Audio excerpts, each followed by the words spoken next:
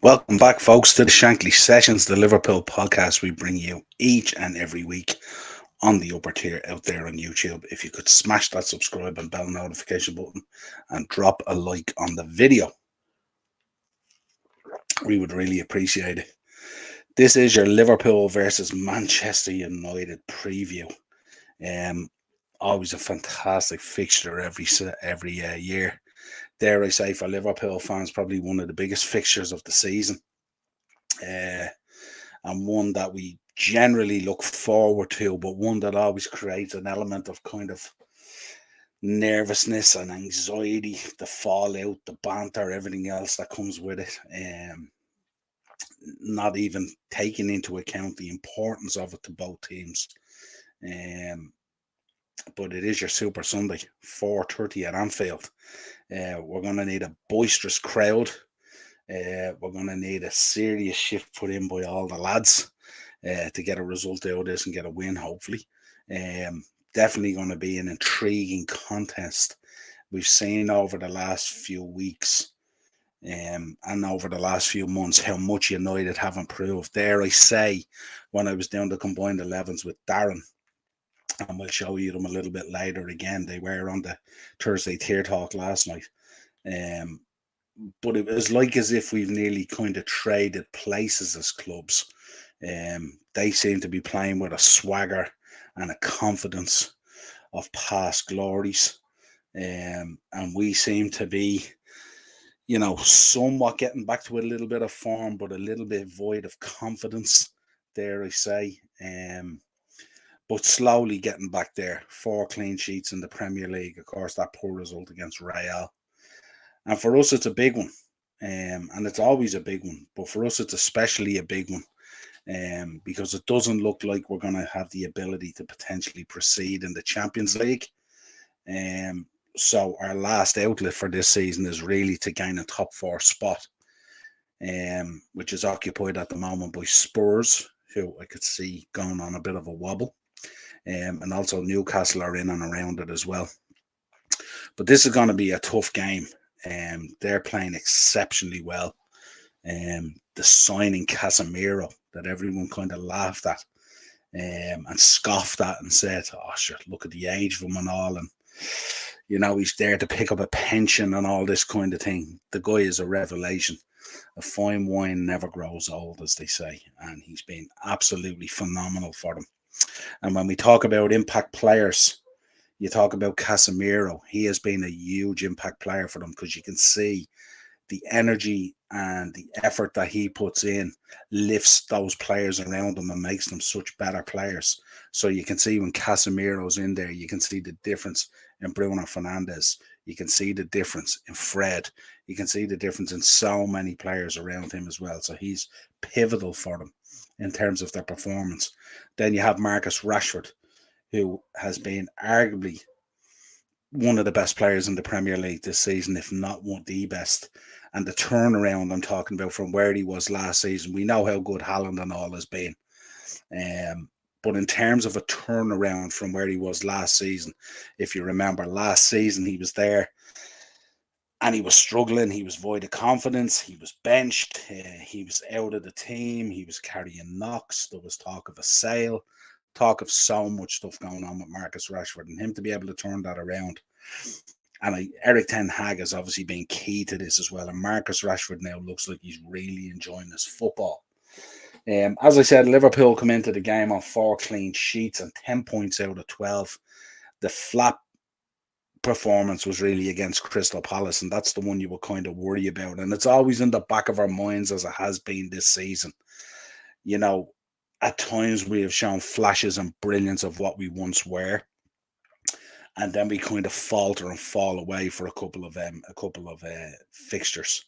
So the concern for us is which Liverpool is going to show up this Sunday. And I would imagine, with it being the magnitude of the game against our fiercest foes and rivals, I would imagine all the players would be up for it.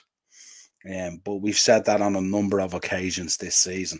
And pending on how results go, obviously City playing Newcastle tomorrow at lunchtime, so that could be a big fixture.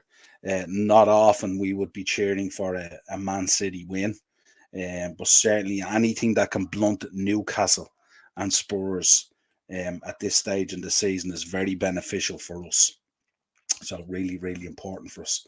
Let's take some comments. Mark is in there. How are you doing, my man, Mark Forrest? Going to be such a hard game. Very sad to hear the news of Bobby leaving. Yeah, we're going to be talking about Bobby. We're going to be talking about Mason Mount. We're going to be talking about plenty of stuff tonight, Mark. Yeah, very, very sad. Actually, I looked at it. There's a YouTube video out there of his 100 goals or something like that, and it's just some of the goals that man scored over the years. Absolutely phenomenal. And just, we will talk about him. Such a thankless job he had to do for years in the team, being more of a provider and a link-up player and stuff like that. And then the crap he used to get off people as well in terms of his goal ratios and stuff like that and all. And yet he was such a provider for Mane and for Salah. And if you look at Mane and Mo Salah, their careers, a lot of the success in their careers not only is down to themselves, but hugely down to Bobby Firmino. So it'll be a real sad day to see him go. And dare I say, that's 2/3 of the trio's gone then, one of the most potent front lines in the history of the Premier League, and certainly absolutely amazing to watch. Two now, potential two gone. And dare say all the talk surrounding Mo Salah as well, and dinners with PSG and Qatar and all this kind of thing. Could we potentially in the summer as well lose the third one of the trio as well, and then that era of Liverpool would be banished to the history books. So yeah, interesting. Mark also back in. Trent will be marking Rashford, so I hope he's on form. He's certainly going to need a lot of support from whoever goes in on the left side of midfield. Probably, I don't know, we'll look at it with possible lineup shortly and stuff like that. And also Konate is going to be absolutely vital for it as well. Joanne's in. Hi Joanne, how are you? Hello, good to see you. Nice to have you in the chat. Let us know, Joanne, as well, your thoughts and all. You gave us some of them last night and stuff like that. So I know you had predicted, I think, 3-2 to United last night, if I'm not mistaken. Ian's in. What's the crack, Ian? How are you? Hope you're in good form. The wife is back home, the kids and all. Bit of pressure off you now, is it, with the kids? You can relax yourself a little bit now with the wife back in the house. Mark Forrest back in. Best advantage being at home. The crowd will be up for it. Absolutely. That 12th man is going to be absolutely vital. But as we've seen, unless the team goes out and gives them something to hold on to, we need Nunes or something to do something pretty quickly. We need to be out of the blocks from minute one. We need to put in a tackle, split open a defence or a midfield, do something to get that crowd up straight away. And then hopefully Nunes, with some of those runs and trickery that he can do and chaos he can create, hopefully that can get that crowd humming all day. And that's going to be vital. And Klopp said it even. I've been doing housework today. Very good. I actually, sometimes when I do the housework here, Joanne, it's kind of I find it kind of soothing and stuff like that, I don't, it's not too bad. I kind of enjoy it at times. It gives me a break from work and all the other stuff that I do. Should be a great game. Yeah, absolutely. Should be a great game. Praying as well, hopefully, that the refereeing and stuff like that is of a high quality and stuff like that. And when they recognise the importance of the game and the rivals that they're up against, no need to dish out cards early and stuff like that. Let tackles go in. Let them battle away at this and stuff like that. Don't ruin it by giving out early cards and stuff like that, and then, dampening down players' impact on it. Won a lot with us, so I can understand him wanting to leave to win more trophies.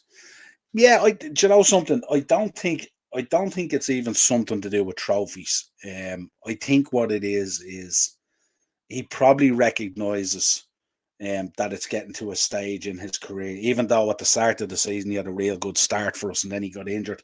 He was having a blistering start to the season and then got injured. But I think Bobby's recognising now that his place is now maybe second or third, and probably doesn't want to sit on the bench for the last 3, 4, 5 years of his 2, 3, 4, 5 years, whatever he feels he has left on his career. Trophies is always an important thing, but I think it's more for himself as well. I think I really admire a player who recognises quickly not to wear out his welcome. And I think some of the moments that he created with Mane and with Salah as part of that trio, I think because that is splintered apart now, I think maybe he feels it's time to start the next chapter in his career and stuff like that, and be it not at Liverpool, but he was absolutely sensational. Joanne back in, 2-3 to United. And Mark back in. I don't know why, but 2-1 seems the best results for us. Absolutely. I don't know how many 2-1s I've predicted in the last couple of weeks and stuff like that. So it's that's the word I was looking for, Joanne. Therapeutic. That's what it is. Therapeutic.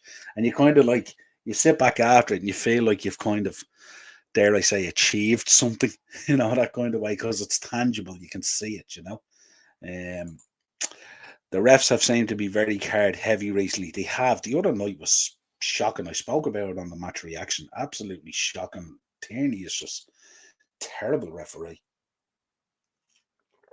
I mean, first of all, to not see the push on Jota before Jota ended up going into that player and Darwin's goal being chalked off, and then to be booking Fabinho for a player who went in on him, and Fabinho with nowhere to go kind of had to jump up in the air and kind of find his footing. He didn't even stamp on the player. There was no malice or nothing in it. Yeah, but really, really poor refereeing these days. But we know the level of refereeing in the Premier League is horrific anyway, so no surprise, I suppose when we think about what's on the line here on Sunday, for us, it's really, it's look in the mirror time now. It's do or die time at this stage in terms of this top four race. We can hardly afford to drop any more points. Of course, this is all pending results ahead of us on Saturday. But it's a real, it would be a real statement win for us in terms of adding to our confidence in terms of the top four race. What it also does is as well, it blunts our rivals' push potentially for a title run. So there's so many factors in relation to this, not just your Monday morning typical banter going into work. But it has been interesting in terms of the comparison between the two teams and what's happened over the last, say, 8-9 months. When you think about how United finished out the season, and you think about how we finished out the season, so close to a quadruple, 2 matches off it basically. And yet we come back and we look like the team. We got splattered with injuries and stuff like that, as teams do. But at times we just looked very, very ordinary and very, very shoddy. And that would be the overall concern in the back of Reds' heads at the moment. It's just that kind of, we're not sure what Liverpool is going to show up. We know if we show up on our day, we can match most teams. But whether we show up on our day is another thing. But I'm just hoping the psychology of this and the history of this and the fact that it's Man United and the fact that Anfield crowd should be humming and all those kind of things, you would assume that the lads will absolutely show up on the day and give it their best. Joanne back in again. They should go to naughty ref school and watch what they should do, like you do at a speed awareness course. They should just, do you know what it is? What they should do is they should get a greater understanding of football and understand that when they go and look stuff, actually understand what's unfolding in front of them. So many of them actually take the approach where it's like as if they haven't got a clue, or whether the rules or the advisory to them is disjointed in terms of the game and how the game's played out and stuff like that. And it's just, some of it's just horrific. And you think about it, like, I mean, we all spent years crying out for better refereeing. Some of the refereeing decisions have been horrific over the years. And we've cried out for better refereeing. We nearly forced VAR on ourselves. And now when you look at VAR and the way it works and the fact that sometimes it creates more questions than it answers. And it's really, really frustrating, because between the technology that we have and between what's available to the referees, there really shouldn't be anything up to opinion based. Really, it should be all very, very straightforward. We've seen it in Qatar 9 times out of 10. It worked really, really slick. Plenty of lads in the VAR booth. Plenty of discussion can be had, but in a really quick manner. How quick were the decisions for VAR in the World Cup? And how many did they get spot on all the time? You know what I mean? So it's just, I think it's just the quality. The technology is there. I'm just not sure whether the knowledge base in relation to that technology is in place to give us what we want. And it's so frustrating. Mark, still think the ref should be mic'd up like are in the rugby. You can hear why they make the decision. Yeah, I fully agree with that, Mark, as well. I think that would calm down a lot of the anxiety and the frustration within the stadium and stuff like that. I just think I don't know whether they would be capable of doing that, if you know what I mean. I think they're capable of miking them up. Um, but I mean, what's Paul Tierney going to tell you about, say, Fabinho's booking the other night when he didn't stamp on the guy? That's just where he landed. He'd nowhere to go. Your man was under his feet, so he didn't stamp on him and bang straight out with the card. So what's he going to tell us from being mic'd up with that? Like if the decisions are stupid, then the information going back and forward that we hear on the mic is going to be equally as stupid. Now, what it might do is it might put the refs under a bit more pressure because now they're more exposed. But I think what it does as well is you're getting some referees at the moment who don't want to earn their crust on the pitch and continually want to go to VAR and use VAR as the excuse for the decision rather than the ref. Ian back in the comments. Just want to give my brother-in-law another shout out, Dewry. Dewry, please subscribe to the Upper Tier Podcast. Shout out to Dewry if you're listening in. Please subscribe to the channel. We really appreciate it. And of course, everyone share it around and share it with friends, families, relations, anyone who can drop a sub. We love subs. Our resident referee is in. Come on, United. No surprise. How are you, Marky? Hope you're doing well. Hope you had a good day. And Ian's back in. Upper Tier FC. Absolutely. Upper Tier FC.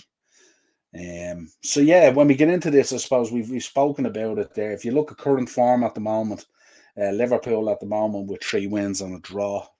3 wins, 2 draws and a loss in the last 6 in the Prem. But of that, the last 4 have been 3 wins and a draw, just a flat result against Crystal Palace, but 4 clean sheets, which is something to be commended.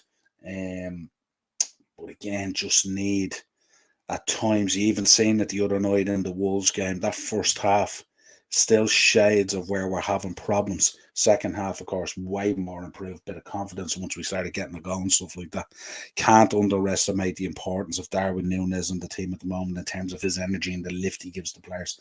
And of course, Big Ibu Kanate being back as well. It's absolutely massive for us. For United at the moment, 3 wins, 2 draws and a loss, similar to ourselves, but showing some really good form and steely determination, getting a trophy in the bag, which is really, really important. And now through to have a tie against Fulham, I think, in the quarterfinals of the FA Cup, have a good chance of winning that trophy as well. Doing big things in the Europa League as well. Putting Barcelona out has boosted the confidence as well. And just when you look at United at the moment, I see shades of that old good feeling around the place in terms of the team and the bonding. And you can see even how they celebrate a goal. You can see even when they go a goal down, they have that certain old steeliness about them that they know they can come back into a game, that they have the quality in there to do it. And that's a real concern, obviously, for rivals. Mark, our resident ref. Lads, it's in the opinion of the referee. They carry out the laws of the game in their opinion, and that's all. There's no black and white in interpretation of the laws. Absolutely, interpretations of the laws. And Mark's back in again. Mark Forrest. I would like to start how we set up for Wolves, but Klopp won't do it. I can see Hendo starting. Yeah, that's my fear. My fear is that he'll go with experience rather than performance. So my gut feeling is Robbo probably comes back in for Costas. And let me know if you agree in the chat. And I assume Hendo will come in for Elliott. I just don't know whether Klopp has the cojones to leave the changes in there. And it would be a big statement from Klopp to bench our captain for this match. I would say would be a huge one. And also even in terms of Robbo on the bench for Costas would be a huge statement as well. So let us know in the chat what you think. I think they're the two main changes that will probably happen. We'll talk about it in the potential starting lineups and stuff like that. Team news, take a quick rundown on the team news. Obviously, Thiago Alcantara is out. Luis Diaz is out. Joe Gomez is out. Calvin Ramsey. They still have a search party out for that guy. I don't know where he is. While Naby Keita has apparently picked up a knock. But so he will be assessed. Laughable, really.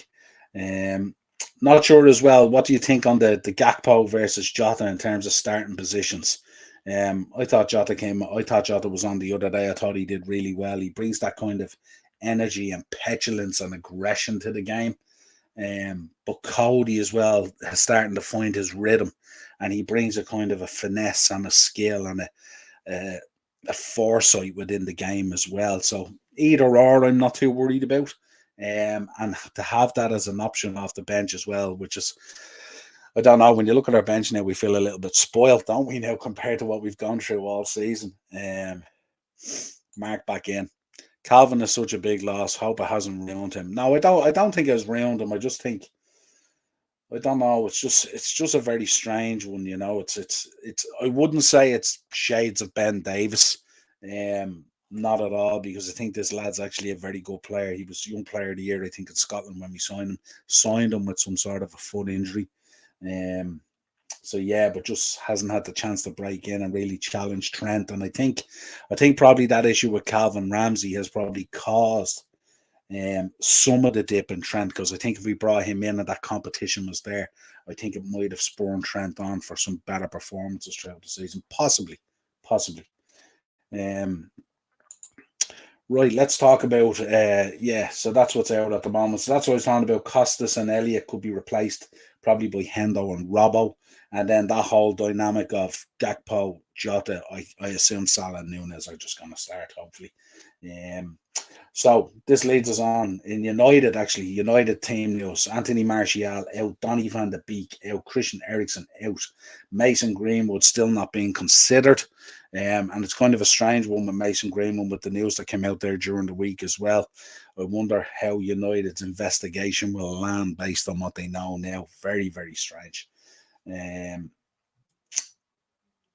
But, and this is a big one, Marcus Rashford will be looking to become only the fourth United player to score in 6 consecutive Premier League games. The other 3, this is the level at which he's joining with the form he's in at the moment. Eric Cantona, Ruud van Nistelrooy, and Cristiano Ronaldo. So he'll be pushing. He will want to score to get into that group. And the question is, can that Trent, Konate, potentially Henderson triplet pave way to stopping him somehow, one or another? He's been sensational so far this season. Let's look at the starting lineups, and let us know your lineups in the comments if you want, there in the chat. Mark, if you're still on, let us know your lineup for Man United. Who do you see coming in? I think we have a fair idea. We'll look at it through the combined 11s anyway. But for Liverpool, obviously Big Ali and Nets, Alisson Becker. Trent, Konate, Van Dijk, and Robertson, I think, come in. I think he will go with experience over performance. And then a midfield of Henderson, Fabinho, and Stefan Bietic. And then up front, you're probably looking at Salah, Gakpo, and Nunes. But again, he might continue on with Jota. That's the kind of unknown, the Jota, Gakpo. Henderson, Elliott, and then Robbo, Costas. I think everything else is kind of nailed on. For United, as the boys said on their combined 11s last night, we'll take a quick look at them in a few minutes. David De Gea, Aaron Wan-Bissaka, Varane, Martinez, Shaw, Casemiro, Fred, Anthony, Fernandes, and Rashford, and Weghorst. And I was talking with Darren last night on Thursday Tier Talk for anyone that tuned in, and it was an interesting conversation. It was like we preempted the Bobby Firmino announcement, because we were talking about how Weghorst had gone into United and he was kind of playing that Bobby Firmino role. So where he wasn't scoring loads of goals, He was fundamental to what the team is doing in terms of hold up play and link up play and stuff like that. And we were saying it's such a tough role in a team because, as you know, even growing up as a kid, all you want to do is be a striker and score goals. But when you're pushed into a forward position, but not necessarily your job to score goals, it's a tough one as well. And look, Bobby scored loads of goals. But when you look at what he created and how he brought on everything around him, and at times vilified for his goal record, from football fans that are blind and don't know how to read the game. But yeah, Weghorst, he has gone in and done a phenomenal job at United as well. When we look at the combined 11s, and this is where I was looking at it last night, taking his comment first on Mark's, we should get all the football podcasts together and put them into teams, get a nice solid tournament going. That would be absolutely brilliant if we could do that. I'd love some sort of like a mini podcast World Cup thing. Really cool. And Mark back in. That starting lineup is the strongest we have. Yeah, I think so. I think that's probably the strongest we have. Yeah. Yeah, just need a bit more quality from Robbo in the final third, don't we? And we need Trent and Konate to control Rashford, and then we should be okay. I think that that Fabinho versus Casemiro is going to be very, very interesting. And do you know something? I'm really looking forward to seeing Stefan stand up against Fernandez as well. That's going to be pretty cool as well. So some really interesting ones to be looked at there. The other one as well that's really intriguing as well, Nunez out on the left potentially against Aaron Wan-Bissaka. That's going to be pretty cool. Looking forward to that one as well. So lots of matchups around the pitch to look forward to and stuff like that. Shaw and Salah, another good one as well. But we could discuss them all really, you know. We did do combined 11s last night, so we'll take a quick look at those. Myself and Darren did them last night. I think Mark more or less agreed with Darren's. I don't think there was much change on it. I think, to be honest, it's a flip of a coin between whether you put De Gea in there or you put Alisson in there. For me, Alisson Becker has been an unbelievable goalkeeper for the last X amount of years. But I think kind of, if you look at the impact of David De Gea in there in United, and look, Alisson has had the same impact. I keep on saying it.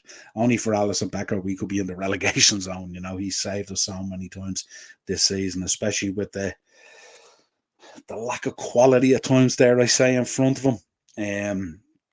The boys have gone for Wan-Bissaka there, probably for his defensive duties on Nunez, more so than his attacking capabilities, although his attacking capability has greatly improved in the last few weeks since he's come back in. Van Dijk, Mr. FIFA Pro. I think he gets into most sides, and certainly I would have Van Dijk on my side ahead of Varane. Lisandro Martinez has come in and has done a fantastic job, and Shaw is he's a steely competitor. That boy rarely drops lower than a 7 out of 10 week in, week out. The midfield, the boys went with a full United midfield of Fernandes, Casemiro and Fred. I would have went with Fernandes, Casemiro and Thiago, even though Thiago's out injured, so it's a combined 11, but not necessarily who's available and who's injured. But certainly I think Thiago comes into most midfields in terms of his nous passing range and creativity. And then up front is where we kind of still a little bit of a march on them, although Rashford has been excellent, but I think you'd be hard pressed to leave out Salah and Nunez. So that's kind of where the combined 11s work. Now, what I was talking about earlier is if you look at these combined 11s, if you went back to the last season, if you look at the combined 11s at the moment, we've got generally 3-4 players in there. I think you would have been struggling to nearly put one player in there from United last season.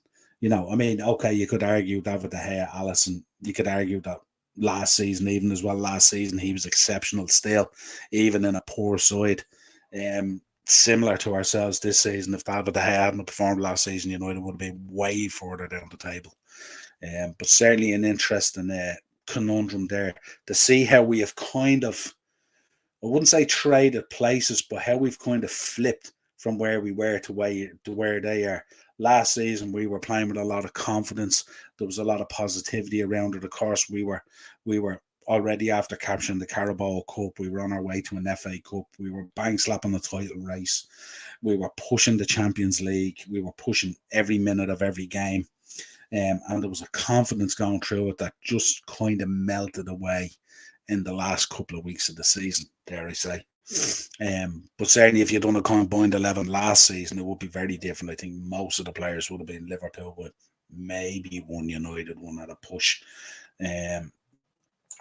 Mark's back in. Love to bring Elliot in as he would get at Man U. I definitely think Mark will see him. I definitely think we'll see him because I can see, even looking at Hendo playing, you can see how quickly at times he fades in matches or drifts out of matches. Now, I'm hoping that won't happen at Anfield. But I think their midfield being so strong as well with Fernandes and Casemiro, I think it will be, I think Harvey, where he has a lot of skill and a lot of trickery and stuff like that, the physicality issue is still an issue, and they're quite a physical side in there, especially with Fernandes, Casemiro, and Fred. Really, really physical. Mark's in. How are you, my man? Hey, Niall, would love to see United put back in their box this weekend. Absolutely. Absolutely. Yeah, and especially as well for Arsenal fans and stuff like that, because what it means is if United were to lose this Sunday, then what it means is, are we truly looking then at a title race of just Arsenal and Man City? Would that take United too far back to be really considered?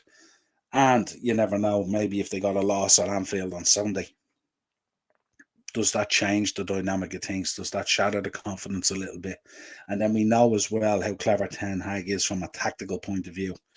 And tactically, he probably has better options to come in against us. Like tonight, we haven't spoken about Garnacho much. We haven't spoken much about Anthony. We haven't spoken about how Ten Hag's in-game management has improved so greatly, where earlier in the season or just a number of months back, he was hesitant to make changes at certain times and held out on them and stuff like that till the game was sometimes beyond their reach or the win was beyond their reach, and got a lot of stick about it as well, that his in-game management really needed to improve. Well, if you look at the last 2 to 3 weeks now, he's stepped up majorly in terms of in-game management. When they've gone behind, he's put those tactical changes out there and they have paid off literally every time.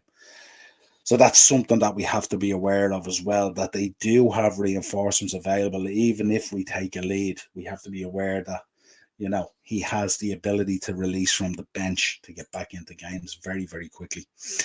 Shaw and Fred are not right. I just wonder, Mark, is that, is this a bit of Pep kind of thing going on and stuff like that? We're carrying these injuries, or something's going wrong, or they're not quite okay and stuff like that. They'll be there Sunday. Don't worry about that. And shout out to Dazzler, Upper Tier FC, coming soon. Are you in, bro? He's always in. Top level goalkeeper, our Dazzler, top level. There'll be no one getting between the sticks before he does. Make no mistake about that. So yeah, that's our starting lineup. For Manchester United, I'm not sure if I went through it. Probably did. Oh, we did V-Horse as well, yeah. Had a look at a quick betting today, as we always do. Of course, the odds are always brought to you by Boyle Sports. Liverpool are 6-5, United are 9-5, and the draw is 11-4. Again, interesting odds when you look at both teams and how they've been performing and playing. I dare say United performing much better than us at a very different level. But again, when you go into a kind of a rivalry, a game of two foes, anything can happen if form goes out the window, similar to a derby, For my prediction, I'm going to go with 2-1 Liverpool. And I think Mark mentioned it earlier. I think it is going to be a tight game. I don't think it's going to be a runaway game. I think the crowd are going to be vital. I think Robinson's end product is going to be vital. I think Trent and Konate's covering of Rashford is going to be vital. I think Fabinho's battle in the middle of the park with Casemiro is going to be vital. I think Jordan Henderson as a captain leading us out there on Sunday and how he performs is going to be vital. I think the first 5 minutes of the game are going to be vital because I think we need to set the tone. And when we set the tone, that will lift the crowd. That 12th man is going to be huge for us. And I think all those factors are really, really, really important. And I think if we can get a collection of those going and get a bit of momentum in those first 5 minutes, put in a few good tackles, create a few opportunities early, maybe even get an early goal. Don't give up on it too easy. Don't create any nervousness. Don't do anything stupid at the back. No silly footwork. Plenty of real good work from Alisson as well, hitting the midfield with throw-outs quickly out to the wings and stuff like that. Also launching balls to Salah very quickly so United can't get organised. That's the only way that we're going to break them down potentially. We need to hit them really, really quick. Our counter-attack has to be fast. Our press has to be strong. Our high line needs to be managed. Van Dijk needs to be on it from minute one along with Canate controlling that high line. And let's see what happens. Have we got the players to do it? On our day, absolutely. Remember, this is the team that last year put United to the sword big time twice. The only thing is, this is a very different United side with a very different coach and with a very different set of players in a very different mindset. So I'm nervous. I'm anxious. I'm relishing the challenge. But let's see what happens. 2-1 to the Reds is what I'm feeling. Folks, gamble sensibly. Yeah, always gamble sensibly. Always have a bit of fun with it, but nothing silly.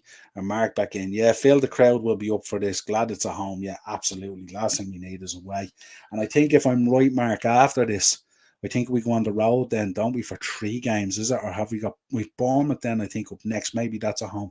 Or maybe we've 3 aways and then we're at home. But some really tough games coming up that are going to be vital in the top 4 race. So for us, absolutely vital that we get 3 points this weekend and keep on pushing towards that top 4.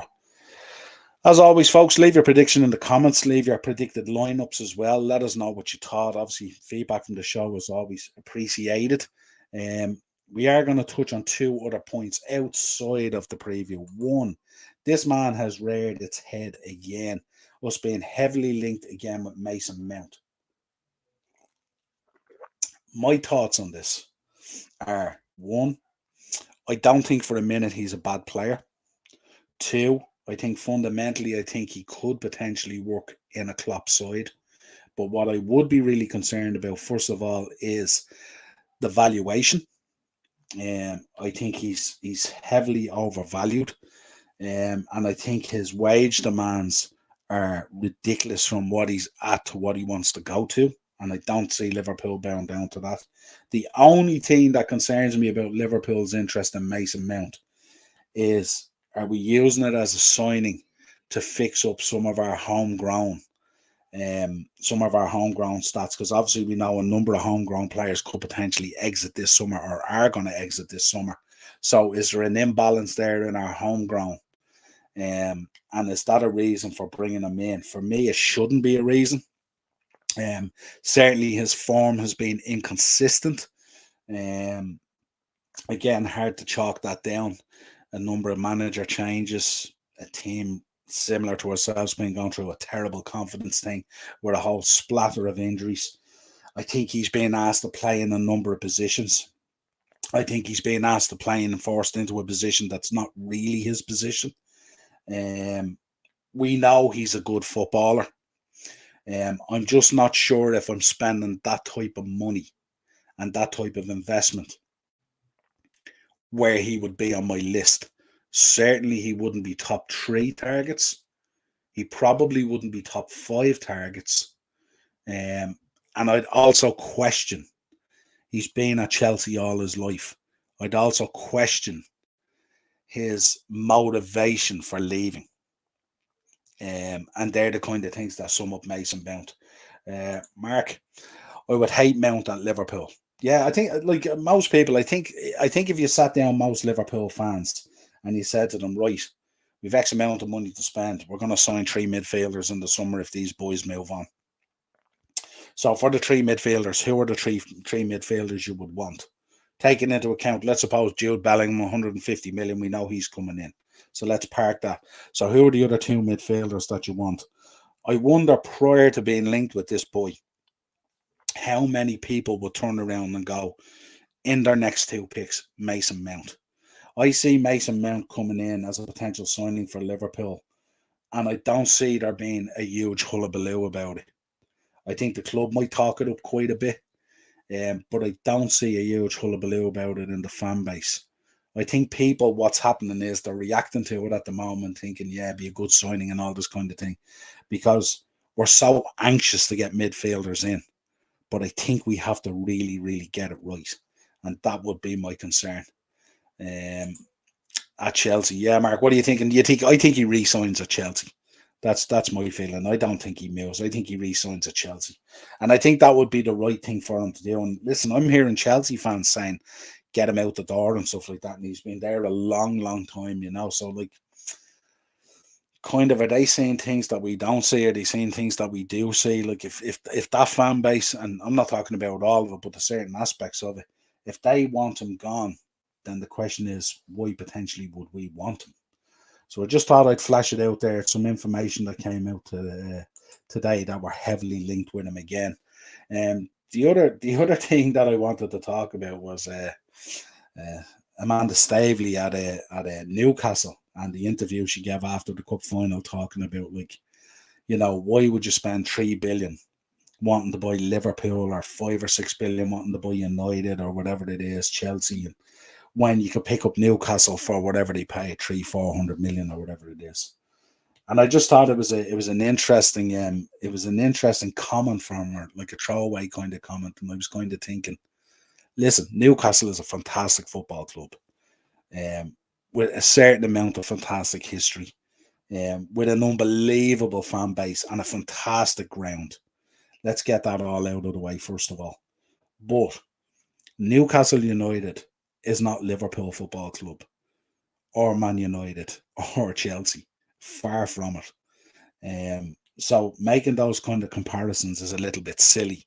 And what I would suggest is, if the investors in Newcastle Football Club knew that Man United or Liverpool were coming on the market, dare I say, they may not have pushed the button on Newcastle. That's just an observation without any proof. So it was an interesting comment, but one that I wanted to touch on.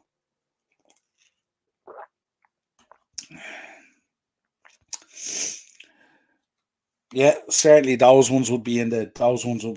But then I'd be talking even further, Phil, Mark. I'm a big fan of Barella, in midfield, and there's a number of other ones. Even, Amrabat even is a very good midfielder who could come in and stuff like that. But again, it just depends on what way they have to rebalance that homegrown stuff.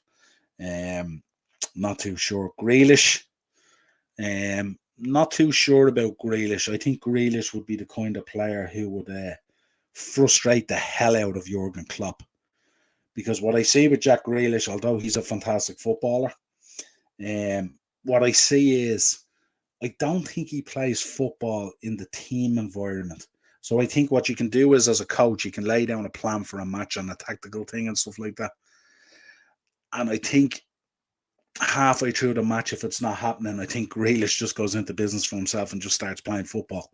And that I would be worried about. Now, in recent weeks or months, he has looked a different player and a much better player. But I wonder, is that Pep pulling in the shackles of his kind of freedom and giving him more of a dictated kind of, this is your role, we want you in the team, as opposed to, like, when you looked at him at Aston Villa, he was just a free rein at Aston Villa.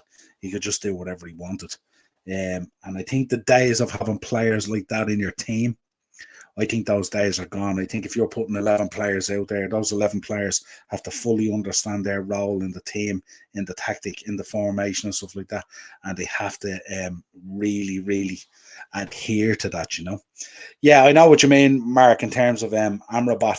I wasn't thinking necessarily instead of Mount. I was thinking, if they do decide, potentially, if they decided to move on, say, Fabinho or something like that, he might be the guy that comes in. He's not monstrous money. And I think budget for us is going to be a big thing in the summer, because I think we could potentially see a lot of players go that need to be replaced. And there's only so many key signings of a certain value that you can do, or that they would have the appetite to do. So we are going to have to look at these type of players as well. And that's not necessarily that they're bad players. It's just, that's the way the financial market has gone in terms of transfers and stuff like that. But yeah, absolutely player, very defensive. Yeah, which is, dare I say, Mark, a very defensive midfielder. Would we be too upset with what we've experienced this season? I wouldn't have thought so. And Eno could have sworn that picture was Dazzler. No, that's not Dazzler, not at all. It's only a number of occasions in the season you'll see Dazzler in a Liverpool shirt, and it's generally when he loses a bet to me, and it doesn't often happen. Let's talk about the news we got today. These three ghosts have now left Liverpool or are leaving Liverpool. Mane, of course, moved on. Coutinho moved on. And now Bobby is moving on. I'm very, very sad to hear the news today. And I don't think that, the thing about it is, and the timing of these things is what I find a little bit peculiar. As Liverpool fans, we're all very sad to see Bobby Firmino move on. He has given us some unbelievable moments. The smile, the hairstyles, the skill, the shithousery at times, the goals, the thankless work and energy that he's put in to help Mane and Salah reach the levels that they reached.